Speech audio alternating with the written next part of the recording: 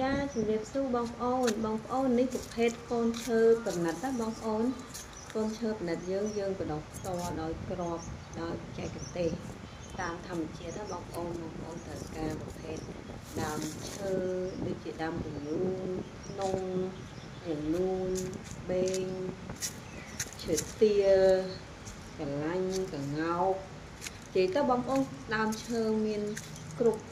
ដើមគីនីនដើមអីចឹងណាបងប្អូនមានដើមឆាត់ដើមអីនិយាយទៅមានគ្រប់ប្រភេទណាបងប្អូនមានតម្រូវការចង់ដាំដើមឈើប្រភេទឈើកណិតអីអស់នេះបងប្អូនអាចធ្វើ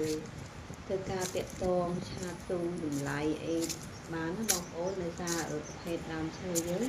យើងមានតាមຂະຫນាតបងប្អូនយើងមានຂະຫນាតពី3 4ទឹកឡើងកន្លះម៉ែត្រ1ម៉ែត្រ2ម៉ែត្រ3ម៉ែត្រនិយាយទៅតាមຂະຫນាតតាមប្រភេទឈើហើយតាមតម្លៃដែរបងប្អូនធ្វើតម្លៃ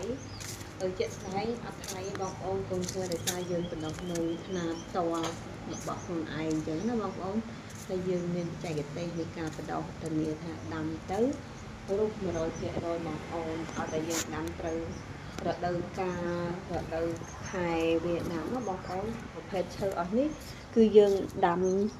តាមរដូវកាលបងប្អូនមិនចេះតែដាំចង់ដាំទេបងប្អូនព្រោះយើងដាំចង់ដាំយើងដាំអត់រុះទេដូចយើងខែ5ខែយើងដាំអត់រុះទេរយៈពេលដែលយើងត្រូវដាំហ្នឹងយើងមានតែ2 3ខែទេបងប្អូនគឺខែ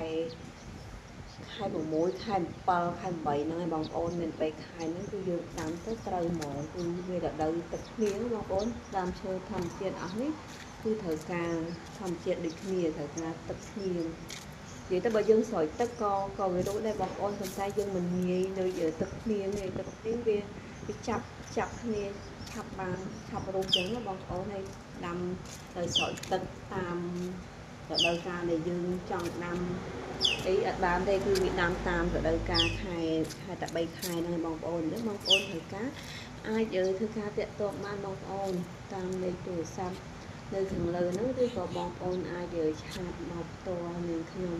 តាមเพจហ្នឹងក៏បានដែរបងប្អូនចាអរគុណច្រើនបងប្អូនជំរាបលា